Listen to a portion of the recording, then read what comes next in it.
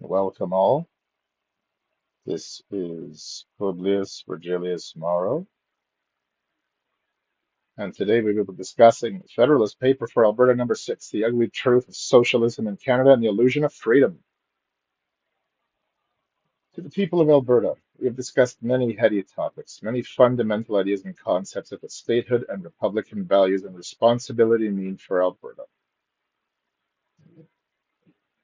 Now, I am sure, anger and rage the people of Alberta and Canada, but the truth is the truth, and there's no delivering the blow softly.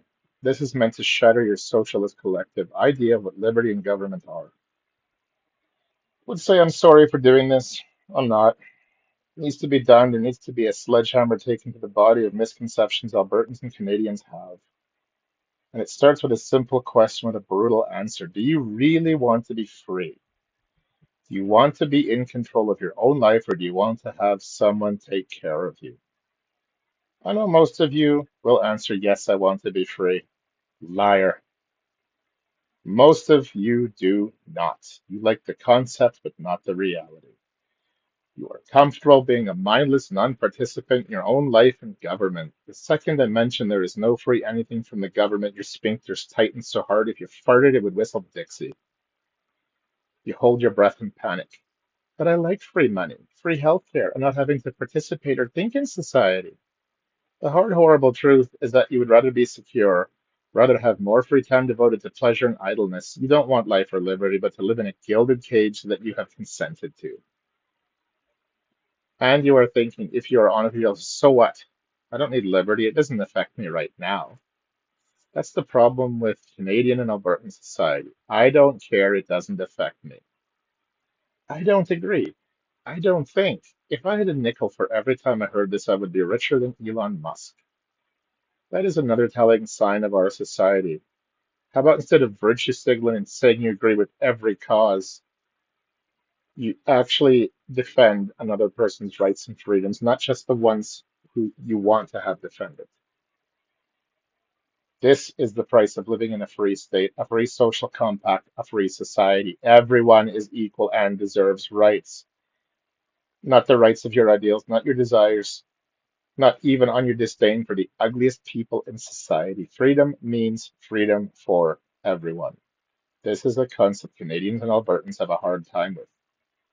Why should I have to comply with what the tyranny of the majority decides is right when I know it's wrong? Just because many say it's right, it's still wrong. That does not change it. This is the opposite of freedom and what Thomas Jefferson argued against. Just because the many want it does not mean it is moral, right, or good. The real question then becomes if you deprive a person of their God-given natural rights, what is to stop a person or group of people from doing the same to you or yours? But this concept is so foreign to you that this shattered society that most of you belong to cannot even conceive of what I'm trying to explain. What it means is that the day will come when it does affect you.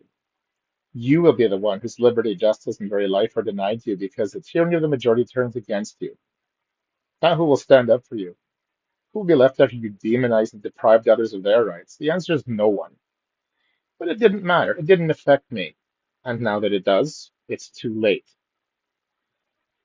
This is what I'm trying to get through your thoroughly indoctrinated skulls, that this is such a dangerous precedent that once it is enforced, it is uncontrollable. It doesn't matter what someone says, what someone represents, they have the right to do that in a free society.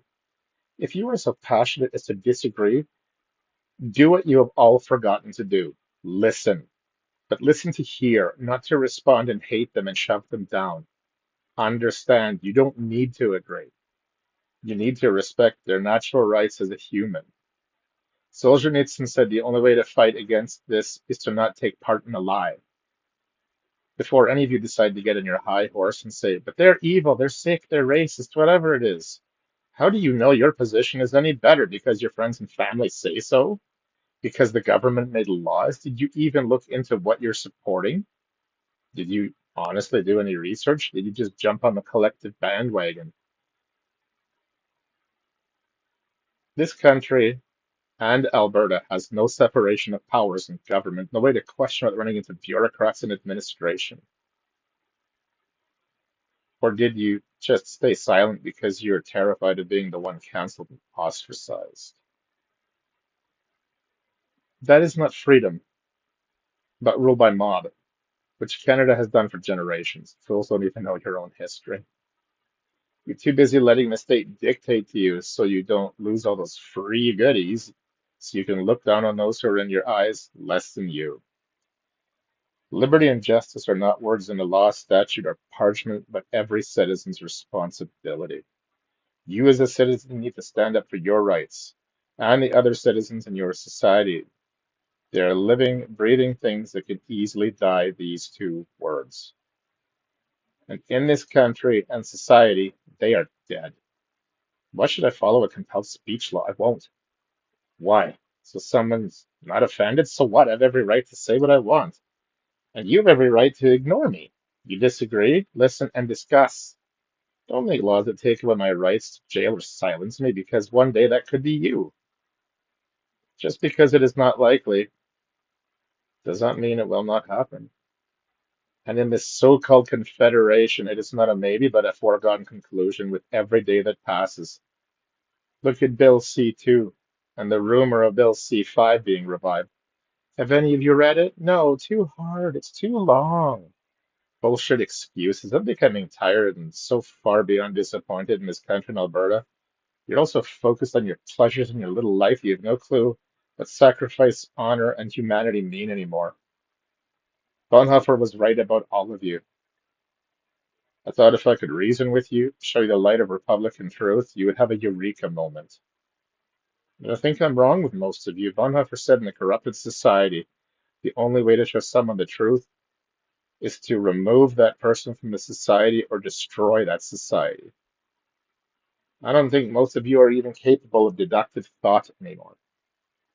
Free healthcare. Fuck free healthcare. I've suffered at its hands, had to watch people die or become irreversibly hurt waiting, or fought with doctors when their first solution to an aged family member was euthanasia against their expressed wishes. Fuck child tax, rebates, all of it. You wouldn't need it if you kept all your own money. But that would require thinking for yourself. It would require budgeting, becoming knowledgeable, having accountability. You fools have been spoon-fed for so long that even though they're shoveling shit in your mouths, now you eat it because it's free. You have so thoroughly given yourselves over to socialism and its lies, you can't even imagine there is a better way. We are equal, Solzhenitsyn said. That to have the state make us all have the same outcome is to deprive us of our freedom. Now, what does that mean? It means some of us are smarter, stronger, faster, just better. Now, why would any of those people struggle through life to suffer, build, educate, and bless society with their gifts if they are told there's no point, it'll be taken away and give to others? Why bother? Equal outcome means those most gifted, most accomplished, and deserving in society will leave. And they have, in droves. This is why the Soviet Union fell and why Canada will fall. And all of you with your silent compliance are just as guilty as the government, if not more. You are all lazy, immature, and ignorant, and that really makes me angry. With the internet, there's no excuse, except we as a people have become so apathetic it is painful. Just pleasure and destruction. You cannot have a republic with individual God-given rights without participation, which apparently is asking too much. Now, most of you would think this means I'm giving up on you. I'm not, and I never will. I believe we all deserve better, but the medicine is painful, and most will not want to do it. I have had to do it, and it's not a pleasant realization. We have all been lied to, tricked, and we were complicit in a lie. Mark Twain said it was easier to fool a man than to convince him he has been fooled. Why? Our pride. No one wants to admit they could be so completely lied to and made to believe in that lie. It hurts too much to believe that something you were so sure of is a poisonous illusion. But that is exactly what it is. So I tell you all of this. Why? Because I hope that you are so angry you actually want to question, either question for or against me. All I ask is that you use logic, not your feelings and opinions. Ask, why would I say this? Is there a reason? Is it true? If it is or not, reason it out. Use your mind logically with no preconceived notions. I will always be here to guide you. The question is, do you have the honesty within you, the fortitude, and be willing to admit you are wrong and actually fight as hard as you can for your God-given rights? I can help, I can counsel, I can guide, but you need to do your part. Will you? Or will you pass on a broken heritage to your children when you look at them? Will you be able to say you fought? Or will you look away in pain and in shame? Will you fight or will you stay in your comfortable socialist construct as it devolves into totalitarianism? The lie that we take care of each other, hidden under the guise of government largesse. The only reason they do all the social programs and benefits is to control us. The people who founded them, if their intentions were pure, are long gone. We have no power, no say, and you are also afraid of losing this broken system that any talk of changing it puts so much fear into you. The government can take anything away that it gives. And it has, slowly, so much that now that you know this, it has become a bloated, inefficient beast with a life of its own. And this is what the government wants. You don't think as an I, you think as a we. That is your weakness. If you preserve individual rights, we have to learn to work with each other. If you think as a we, it's us or them mentality. This is Canada's true legacy and its downfall. If you don't do as we say, you need to be punished. Socialism at its finest. I reject all of it. I want free will, choice, freedom, and justice, not conditional benefits or compliance. It's slavery. You, me, we are all slaves in this system. Help me break your chains once and for all. But I'm scared. Everything I know, everything I believed, you're asking me to give it up. Yes, I am. For something no one can ever take away from you. To be a master of your own fate, not one scripted for you as long as you are part of the we. As always, I leave you with a quote to ponder upon. I hope you're angry, indignant, and ready for what's coming. Every tyrant fears a thinker more than an army. Voltaire, be not afraid. I am with you, always. Virgil.